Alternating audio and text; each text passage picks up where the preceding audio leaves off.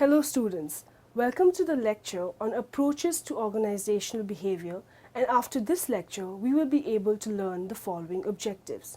Explain the historical development of organizational behavior, define the organizational development strategies, describe the Hawthorne experiments, define the elements of organizational behavioral system, discuss about the models of organizational behavior, define the quality of work life, discuss about the major goals for organizational behaviors.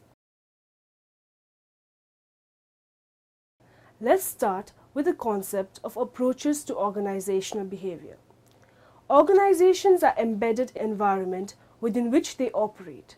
Some of the external factors may be completely beyond the control of the organization to change, such as the cultural, social, or economic or governmental aspects. However, many of the other factors, such as sizing up the market, being in tune with the technological changes takes place, being a step ahead of competition, or stocking up and buffering supplies when certain materials are likely to be in short supply, are all within the control of the organization. Effectively managing these situations, however, requires constant and close vigilance, adaptability to changes, and being able to manage problematical situations through good decisions making. Scientific management approach. The fundamental concern of the scientific management school was to increase the efficiency of the worker, basically through good job design and appropriate training of the workers. Human resources approach. A human resources approach is concerned with the growth and development of people towards higher levels of competency, creativity, and fulfillment, because people are the central resource in any organization.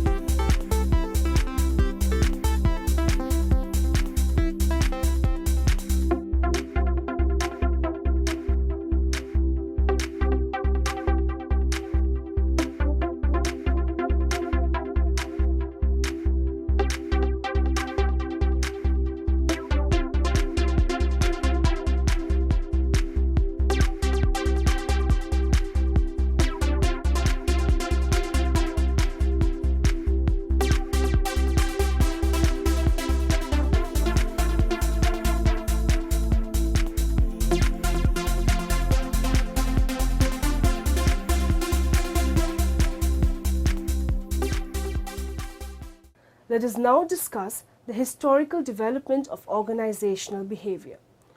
The discipline of organizational behavior is concerned with identifying and managing the attitudes and actions of individuals and groups, looking particularly at how people can be motivated to join and remain in the organization, how to get people to practice effective teamwork, how people can accomplish their jobs more efficiently, and how employees can be encouraged to be more flexible and innovative.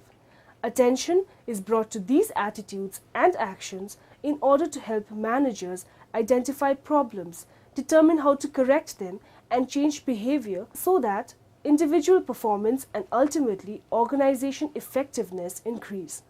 Contemporary organization thought has shifted to a more integrative systems approach, which includes the consideration of external influences, the relationship of the organization with managers and employees, and organizational processes, which are the activities through which work gets accomplished. In other words, the best solution for the situation depends on many factors. The organization is depicted as a number of interrelated, interdependent, and interacting subsystems that are continually changing. The manager's role is to effectively predict, explain, and manage behavior that occurs in organizations. Particularly, managers are interested in determining why people are more or less motivated or satisfied. Managers must have a capacity to observe and understand the behavior patterns of individuals, groups, and organizations, to predict what responses will be drawn out by managerial actions, and ultimately to use this understanding and eventual predictions to effectively manage employees. Organizational development. Organizational development (OD) is a planned, ongoing effort by organizations to change in order to become more effective. The need for organizational change becomes apparent when a gap exists between what an organization is trying to do and what is actually being accomplished. The OD processes include using knowledge of behavioral science to encourage an organizational culture of continual examination and readiness for change. The fact that OD is planned distinguishes it from the routine changes that occur in the organization, particularly through a more effective and collaborative management or organization culture with special emphasis on forming work teams. An organization can focus OD change efforts in several areas: changes to structure, technology, people using a variety of strategies for development. Now, moving on to the next topic, we will study the organizational development strategies.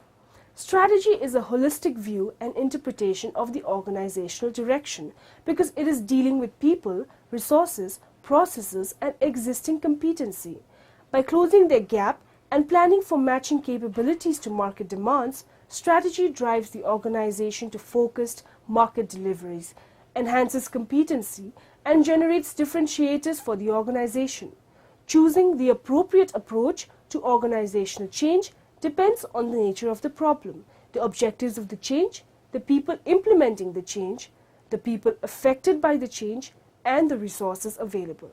Several strategies are often thought of as effective techniques for organization development: re-engineering, team building, total quality management, job enrichment, and survey feedback. Re-engineering is a sweeping redesign of organizational processes to achieve major improvements in efficiency, productivity, and quality. What makes re-engineering so far-reaching is that it goes beyond just modifying and altering existing jobs, structures, technology, or policies. Organization development efforts and change. The success or failure of planned change depends not only on the correct identification of the problem, but also on recognition of possible resistance to change. It is critical to the successful achievement of organizational development efforts for the manager to recognize the need for change, diagnose the extent of the problems that create this need, and implement the most effective change strategy. Successful OD efforts require an accurate analysis of the needed changes and an identification of the potential resistance to the proposed changes. Organizational culture could also influence people's reactions to OD efforts. Organizational culture can be thought of as the organization's personality. Does organization development work? Genuine efforts at organizational development require an investment of time, human effort, and money. There are several factors exist that increase the likelihood of successful OD efforts. Recognition of organization's problems and influences.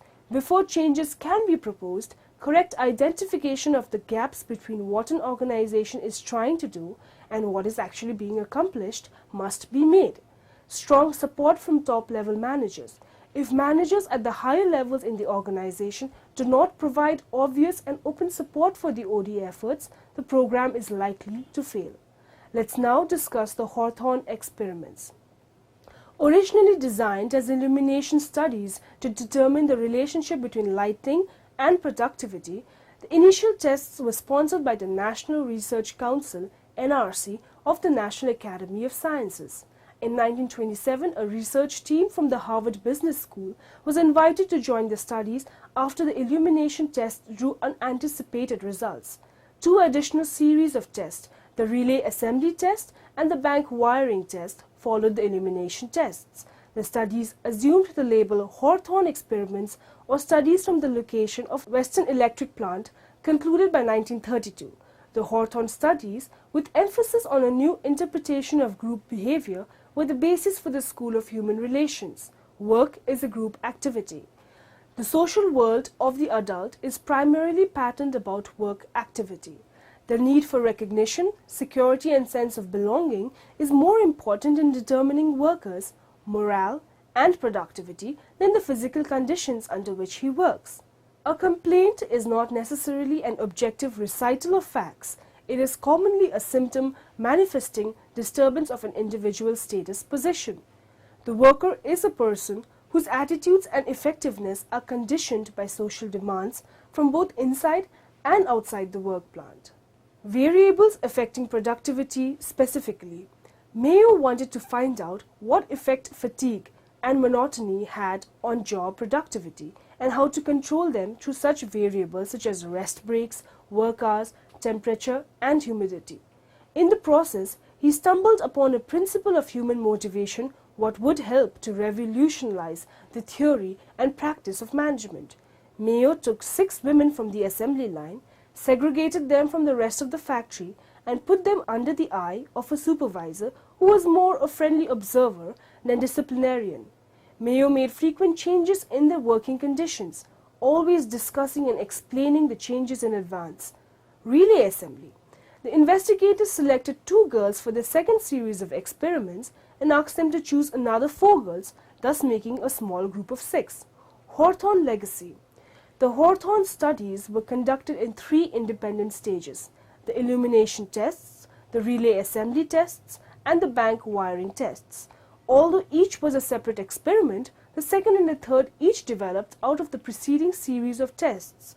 The Hawthorne has been most important social science experiment ever conducted in an industrial setting, yet the studies were not without their critics. Several criticisms, including those of sociologist Daniel Bell, focused on the exclusion of unionized workers. Several criticisms, including those of sociologist Daniel Bell, focused on the exclusion of unionized workers in their studies. Sociologists and economists were the most commanding critics, defending their disciplinary turf more than offering serious criticisms.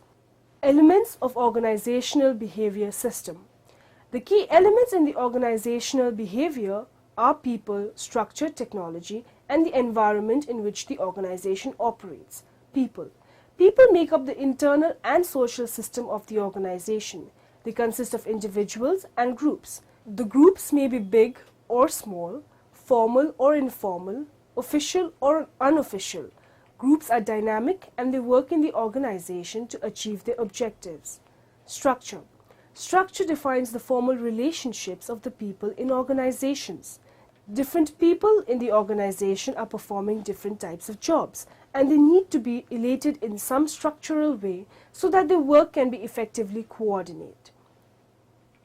Technology. Technology such as machines and work processes provide the resources with which people work and affects the tasks that they perform. The technology used has a significant influence on working relationships. It allows people to do more and work better, but it also restricts people in various ways. Environment. All organizations operate within an external environment. Major elements of organizational behavior are outlined as: the organization's base rests on management's philosophy, values, visions, and goals. This in turn drives the organizational culture, which is composed of the formal organization and the informal organization, and the social environment. The culture determines the type of leadership, communication, and group dynamics within the organization. The workers perceive this as the quality of work life, which directs their degree of motivation. The organization's base rests on management's philosophy, values, visions, and goals. This in turn drives the organizational culture, which is composed of the formal organization, informal organization, and the social environment. The culture determines the type of leadership, communication, and group dynamics within the organization. The workers perceive this as the quality of work life, which directs their degree of motivation. The final outcome are performance, individual satisfaction, and personal growth and development. And these elements combine to build the model or framework that the organization operates from. Models of organizational behavior. The models of organizational behavior are autocratic. The basis of this model is power with a managerial orientation of authority. The employees in turn are oriented towards obedience and dependence on the boss. The employee need that is met is subsistence. The performance result is minimal. Custodial. The basis of this model is economic resources with a managerial orientation of money.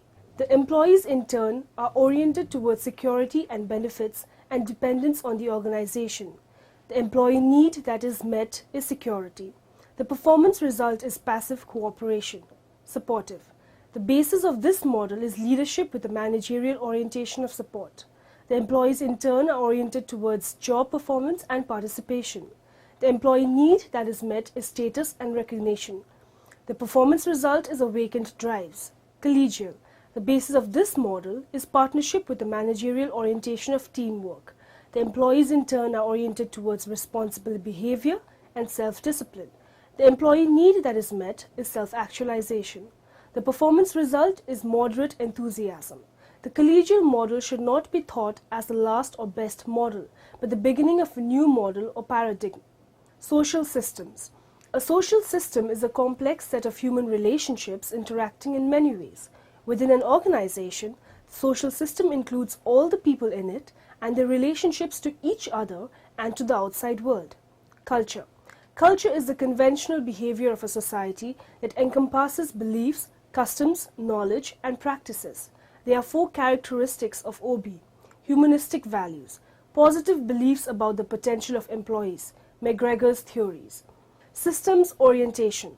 All parts of the organization, to include structure, technology, and people, must work together. Experimental learning. The learner's experience in the training environment should be the kind of human problems they encounter at work. The training should be all theory and lecture. Problem solving. Problems are identified, data is gathered, corrective action is taken, progress is assessed, and adjustments in the problem-solving process are made as needed. This process is known as action research. Quality of work life. The quality of work life, QWL, is the favorableness of the job environment. The purpose is to develop jobs and working conditions that are excellent for both the employees and the organization. One of the ways of accomplishing QWL is through job design. The QWL is becoming an increasingly popular concept in recent times. It basically talks about the methods in which an organization can ensure the holistic well-being of an employee instead of just focusing on work-related aspects. It is a fact that an individual's life cannot be compartmentalized, and any disturbance on the personal front will affect his/her professional life and vice versa. Therefore, organizations have started to focus on the overall development and happiness of the employee and reducing his/her stress levels without jeopardizing the economic health of the company.